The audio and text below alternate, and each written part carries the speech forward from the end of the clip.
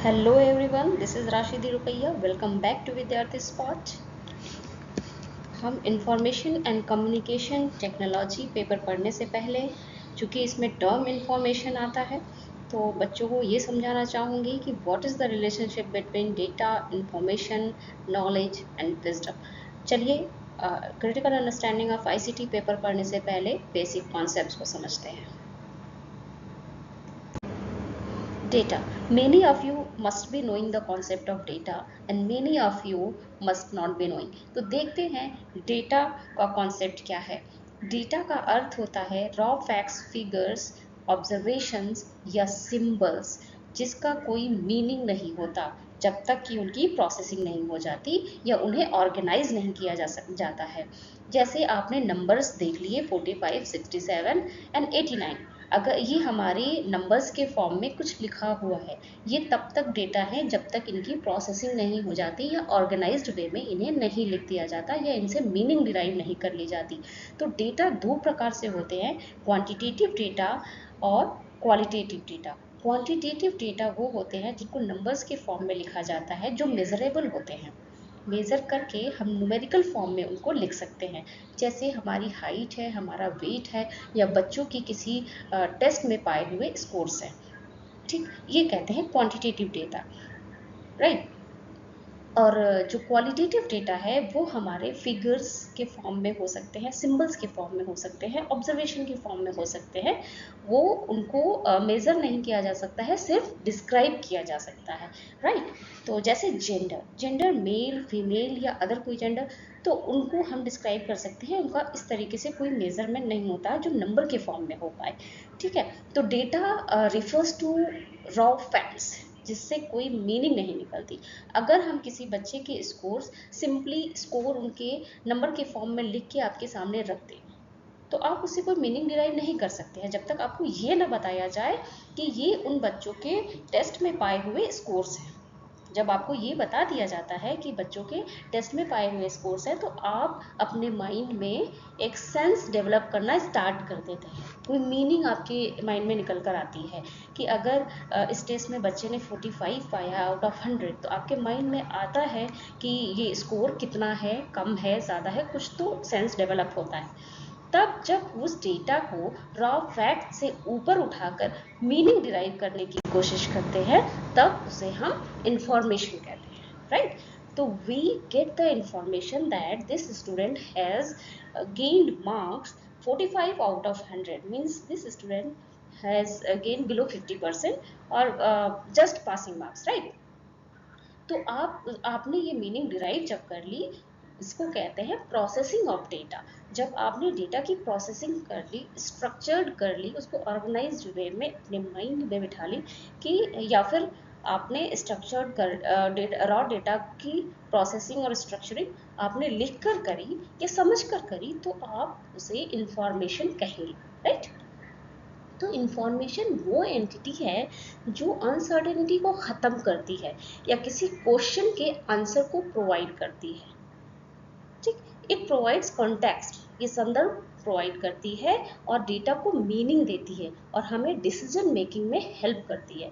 Then आपने समझा कि डेटा क्या है और इंफॉर्मेशन क्या है।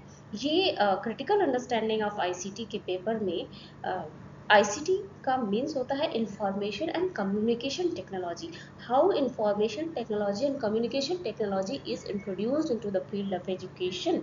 तो मुझे लगा कि इंफॉर्मेशन बताने से पहले मैं आपको डेटा और इस इंफॉर्मेशन को नॉलेज और विजडम से रिलेट करते हुए कॉन्सेप्ट समझा दूँ, उसके बाद हम मेन टॉपिक पर आएंगे,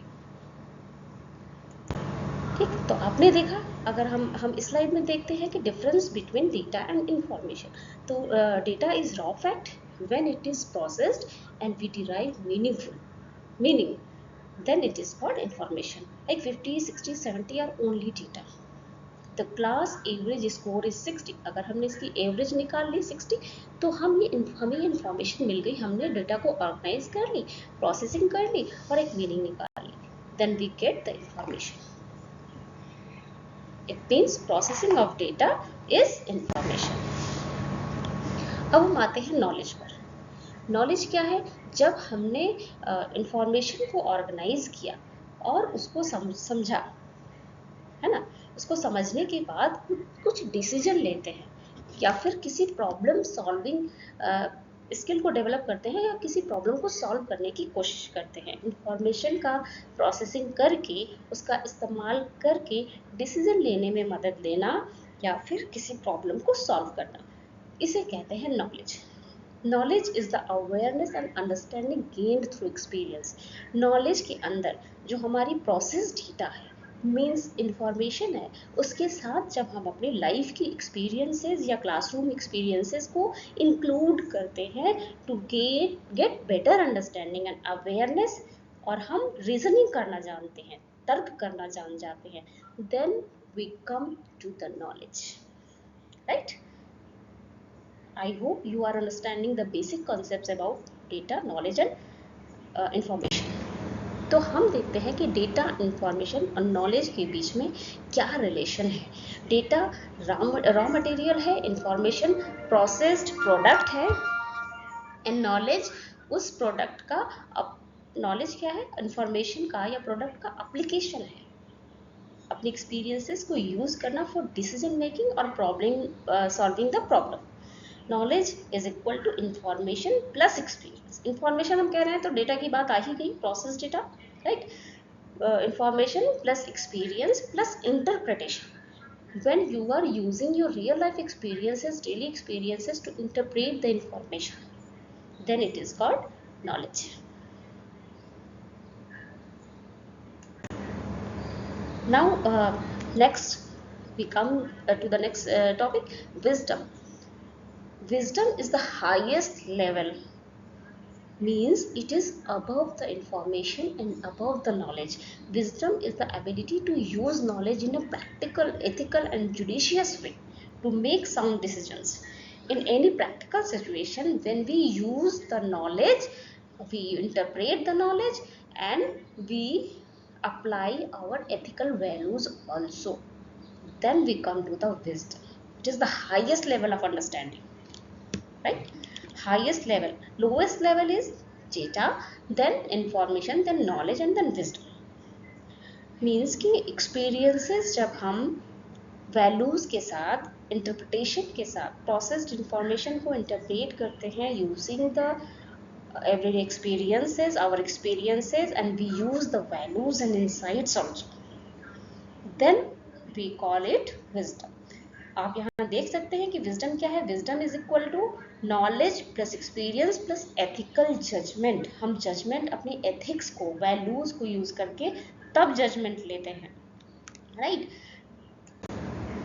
तो DIKW मतलब data, information, knowledge and wisdom. What is the relationship between all the four? Data आपने पहले भी समझा, यहाँ भी आप देखते हैं कि रॉ फैक्ट्स हैं। Information process data with meaning, knowledge interpreted information plus experience plus interpretation, wisdom applied knowledge. जो नॉलेज है हम उसको अप्लाई करते हैं with the judgement and with values, then we come to wisdom. अब हम अगर एक फ्लो चार्ट के माध्यम से देखना चाहें रिलेशनशिप, तो डेटा यहाँ भी शॉर्ट में आपको फ्लो चार्ट के हेल्प से लिख दिया गया है। Data is raw facts and figures, information is process data with meaning and interpreted information plus experience is called knowledge, applied knowledge with judgement and values is called wisdom. ये बहुत छोटे छोटे से कॉन्सेप्ट हैं। आप अगर एग्जाम्पल की help से इसको समझना चाहें, वैसे तो आई होप कि मैंने इतनी बार रिपीट करके आपको समझा दिया है, बार बार वही बात करके, कि आपको बिल्कुल याद हो गया होगा। लेकिन फिर भी अगर आप एग्जाम्पल के थ्रू देखना चाहेंगे तो DIKW इन एक्शन, है ना, जब रियल एक्शन में या प्रैक्टिकल सिचुएशन में, तब डेटा अगर 38 degree C, 39 degree C, 40 degree C लिखा हुआ है तो आपके पास ये रॉ फैक्ट आपके पास रॉ फॉर्म में है।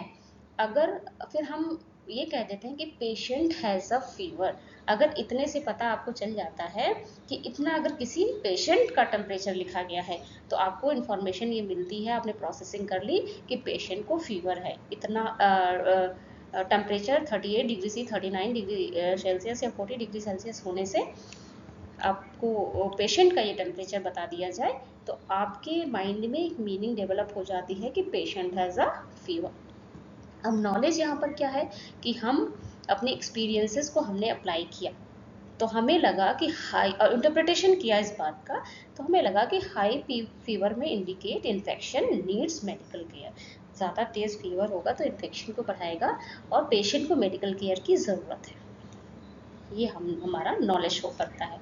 फिर हमने डिसाइड किया कि मेडिसिन देना चाहिए, पेशेंट को रेस्ट देना चाहिए और डॉक्टर से कंसल्ट करना चाहिए। यहाँ पर हमारी एथिकल वैल्यूज़ भी आती हैं। ठीक, इंटरप्रिटेशन के बाद हमने एथिकल वैल्यूज शो की और हमने ये डिसीजन लिया वैल्यूज़ को इस्तेमाल करके कि हमें पेशेंट को मेडिसिन देना चाहिए, रेस्ट देना चाहिए, डॉक्टर को इमीडिएटली दिखाना चाहिए। तो ये एक एग्जाम्पल के माध्यम से आपने स्टेप वाइज देख लिया how we go from lower level to higher wisdom level, right. I hope कि छोटे छोटे से कॉन्सेप्ट्स थे बिल्कुल, लेकिन बहुत से बच्चों को बहुत क्लियर नहीं होता, तो इसलिए मुझे लगा कि मैं इसको समझाऊँ आपको। और आगे हम information and communication technology, what is information technology, what is communication technology, and then we will come to information and communication technology, right? If you like the video, please like, share and subscribe my channel and press the bell icon too. Thank you.